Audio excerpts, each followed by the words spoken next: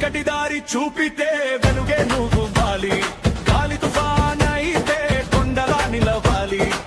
ప్రతి గాయం నీకు పాఠం చెబుతుంది, ప్రతి ఓటమి నీలో జ్వాలన గెలుస్తుంది. నీ కన్నీరు కాదు బలహీనతరా, అది రేపటి గెలుపు విత్తనంరా.